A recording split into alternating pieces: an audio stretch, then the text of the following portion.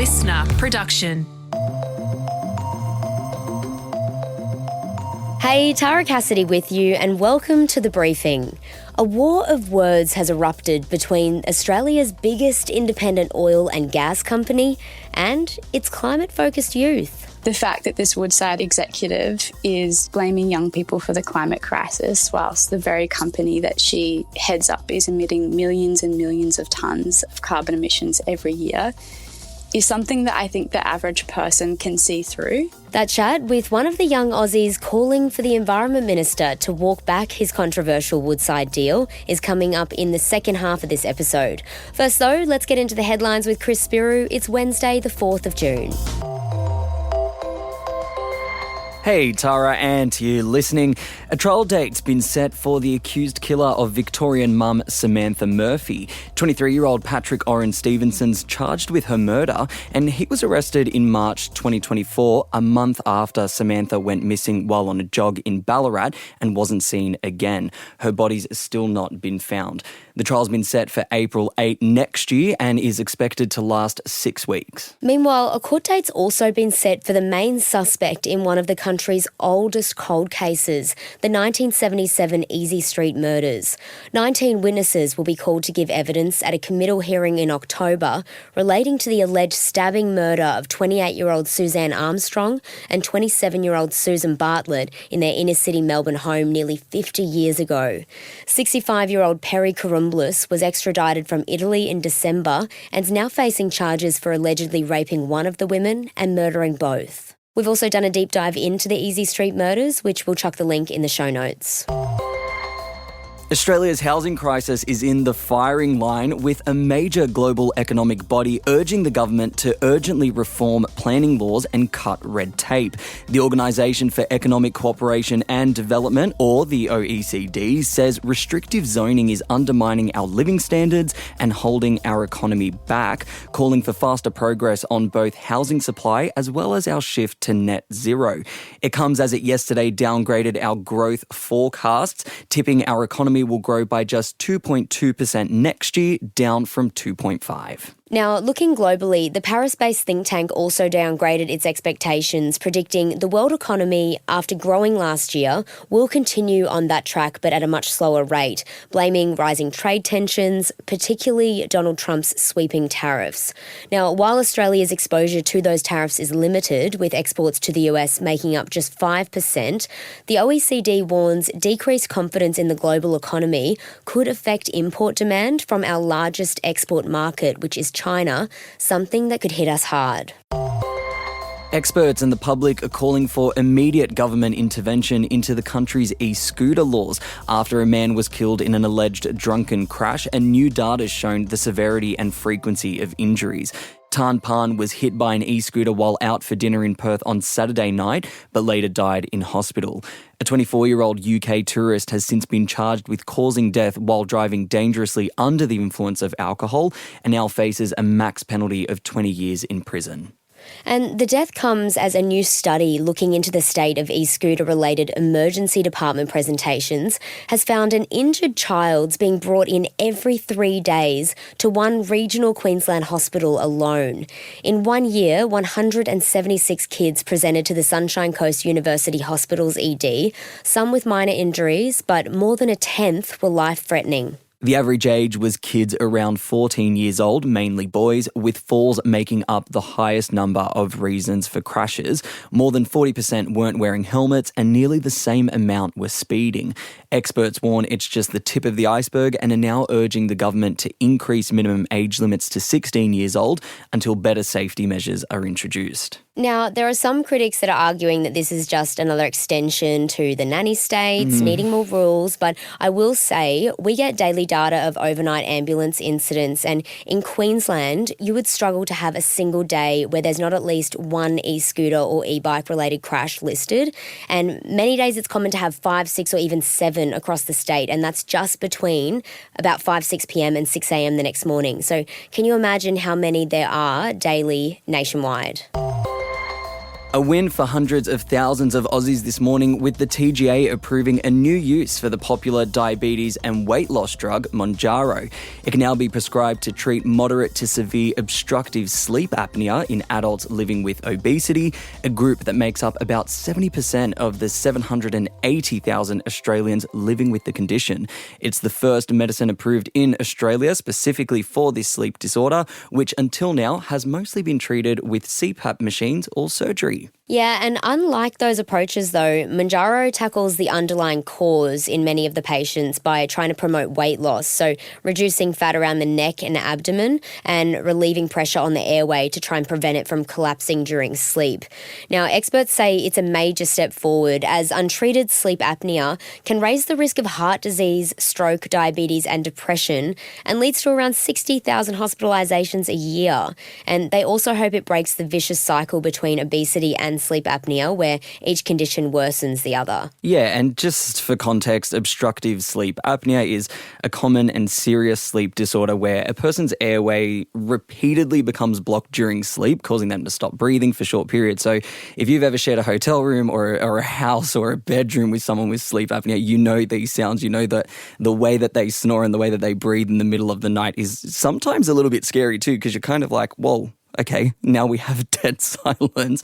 Look, I'm welcoming this. My uncle has sleep apnea. He has carried around that machine all of his life, every family holiday. He sounds like Darth Vader. So this morning I will be sending this podcast link to him and hopefully he's welcoming the news too. And there won't be anyone screaming, "How's that?" at Ticketek this morning after fans missed out on first-round tickets to one of the game's biggest clashes. Cricket Australia recorded its biggest day of ticket sales ever when pre-sale opened for the Ashes yesterday. But there was some major issues. Fans reported being moved to the back of the queue of 190,000 people. Meanwhile, Ticketek says the day went off without issue, but warned opening multiple browsers can trigger bot protection. And the Ashes are set to take place between November this year and January 2026. Yeah, look, I can empathise with this. Ticketek, buying tickets is always so stressful. When we were trying to get them for Luke Combs recently, we were those people with multiple devices. And I remember logging in and there was 38,000 people in front of me and I was an hour early. So it's not fun. Same with Splendor years back. It used to be survival of the fittest out there. But trick is, don't use the same account. Get other friends to jump on. That's the tip. That's a good little life. That explains actually everything because I don't understand this. I hate queuing up for things in general and live concerts give me the heebie-jeebies. Like I love to watch it from my phone or my telly. Like I'm very much, I know it's very off-brand for me. But when Taylor Swift was on sale, the Eras tour or whatever, upstairs it was like multiple devices, multiple laptops, phones, iPads going all at once. And it was, dare I say, culty? But in the end, someone got a ticket and that was great. So, woohoo, to ticket. 9 screens. Yeah, 9. Yeah. 9 screens is normal. Oh, gosh. Well, that brings our headlines to a close. Coming up next is your deep dive, Tara, looking into the battle between big oil and gas and today's youth. Have a listen to that chat up next.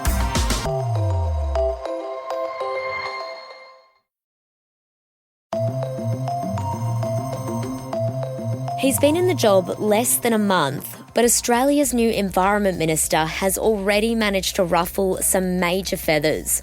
Last week, Murray Watt gave the green light for one of the country's largest oil and gas companies to continue a major and controversial gas operation in WA. The life of Australia's largest oil and gas project will be extended to 2070. The Albanese government has approved the extension application from Woodside for the North West Gas Shelf, drawing criticism from various corners of government, a massive climate bomb on the North West Shelf, other countries, environmental advocates. Easily one of the worst decisions ever made by an environmental minister in Australia's history. It is akin to approving around a dozen new coal-fired power stations. And a lot of young Aussies.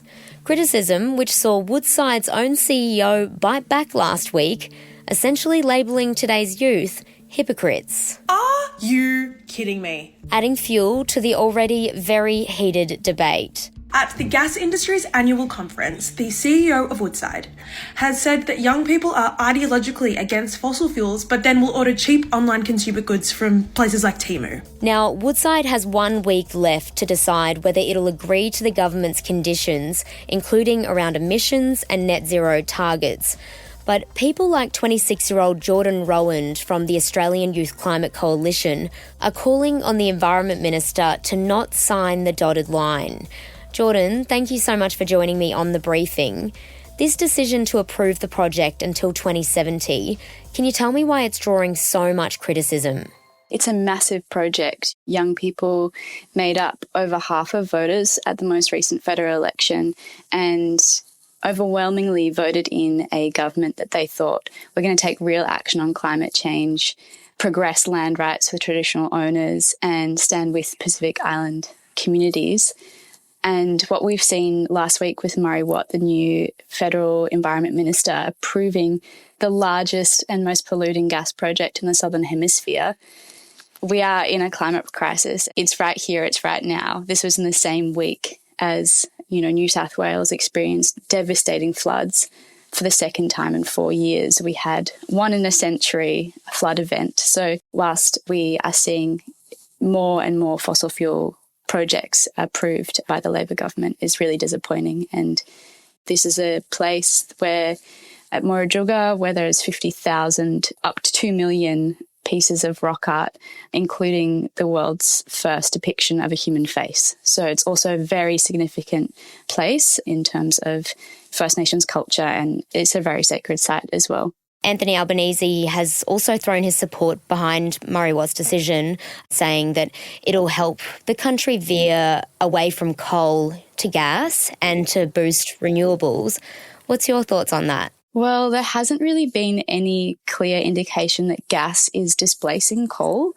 We are in 2025. We can't be opening any new fossil fuel projects. This extension for the North West Shelf project extends the lifetime of this project through to 2070.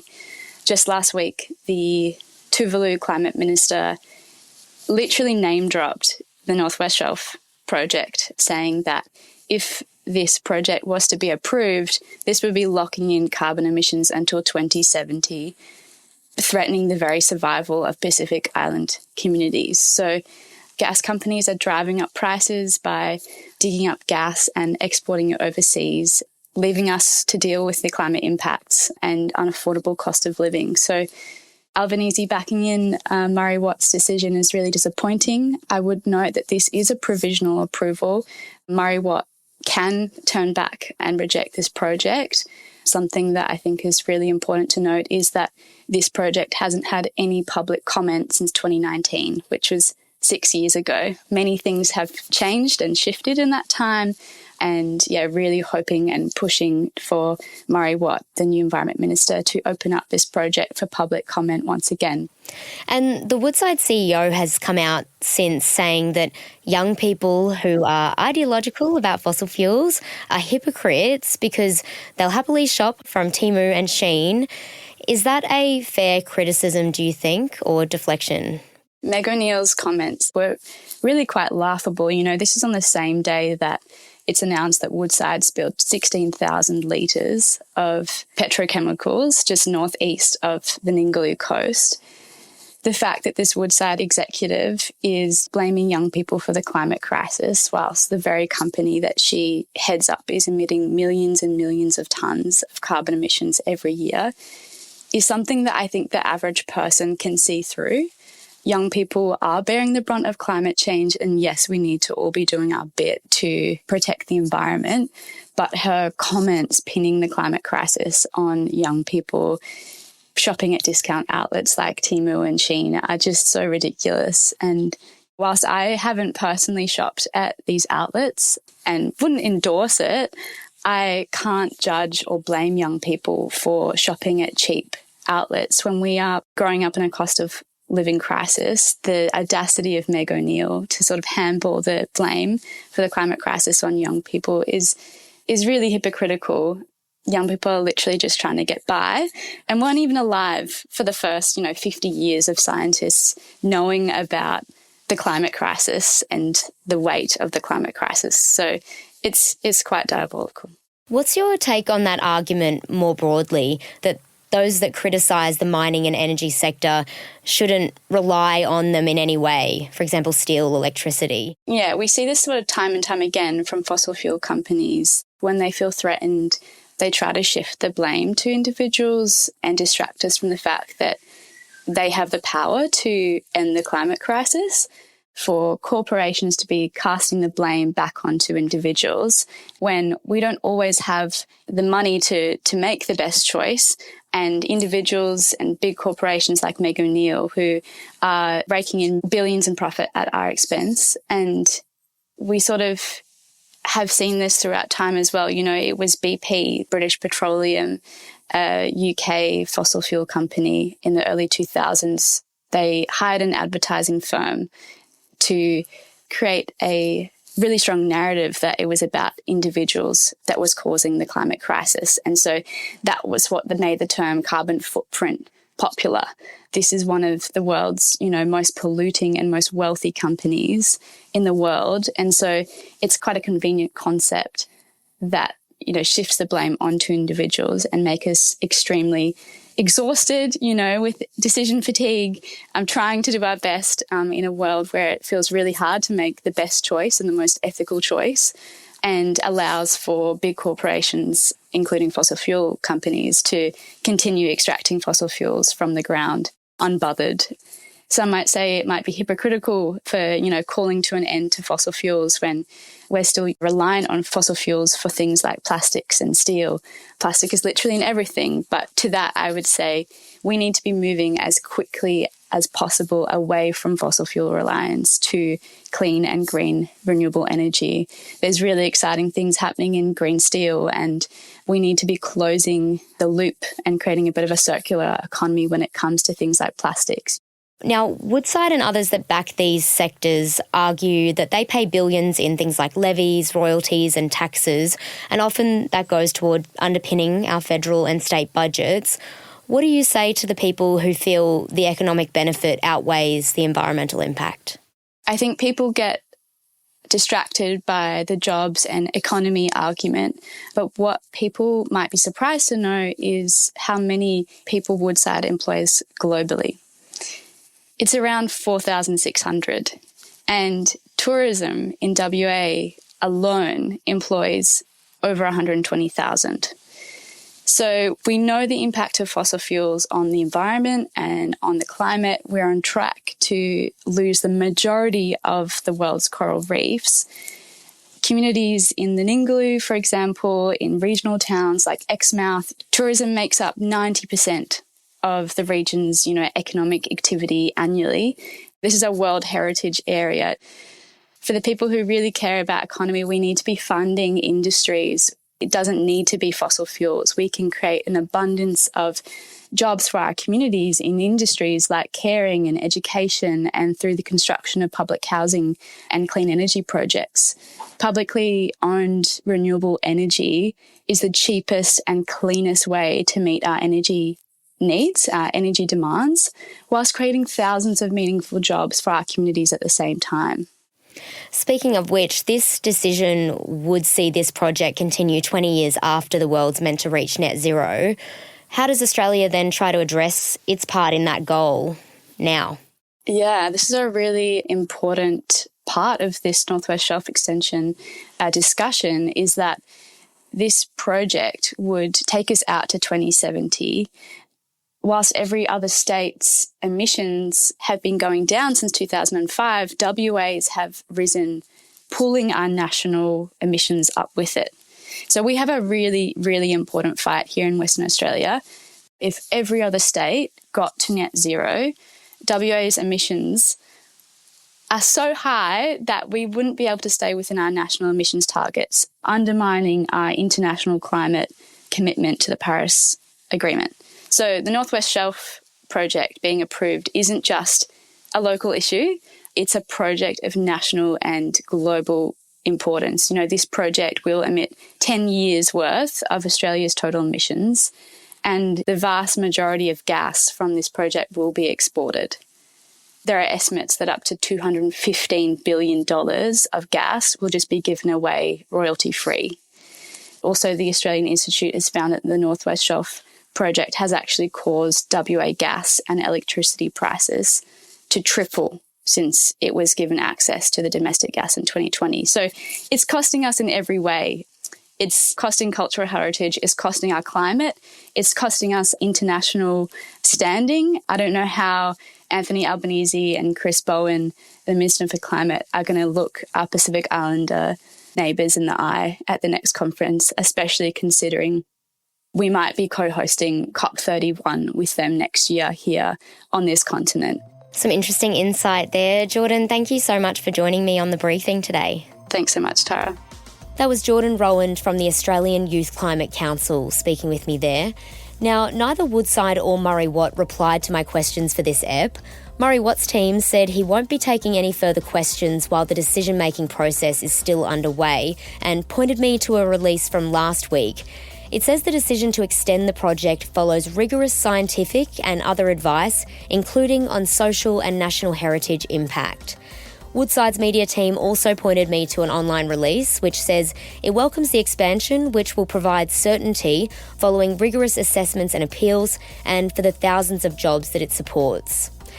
Interestingly, the end of that release has a clause saying any forward-looking statements made in the release are not guidance, forecasts, guarantees or predictions, rather opinions that are subject to change without notice.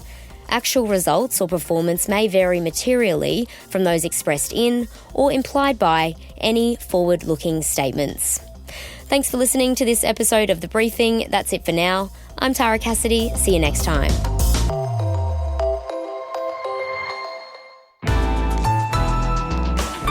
Listener.